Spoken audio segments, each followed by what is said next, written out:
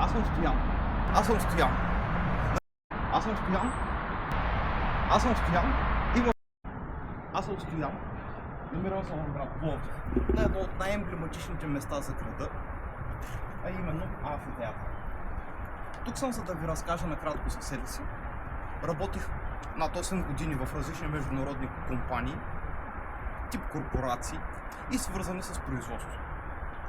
В един момент реших, че времето ми в този сектор е изтекло. Аз се чувствах, все едно моя срок на годност е изтекал за дейностите, които трябваше да извършвам. Аз се чувствах по начин, по който ходех с нежелание на работа и работех в среда, която също малко или много не беше моята. Цял живот съм искал да се занимавам с творческа дейност, не само да не разберете рисуване, с дейност, която да събужда съзнанието ти, защото ти твориш дори да правиш бизнес, ти твориш дори да правиш някоя презентация в офиса. Ти твориш във всеки един момент, защото единственият човек, който твори твоя живот, си самият ти. Решенията, които взимаш, нещата, които решаваш да свършиш или да не свършиш и бъдещето, което сам си изградиш.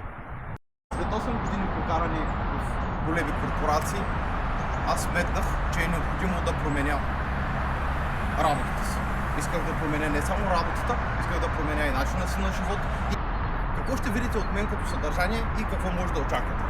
Защото накрая всички знаем, че няма да се абонираме за някой, няма да гледаме нечии видеа, ако не ни стане интересно. Какво ще направя аз?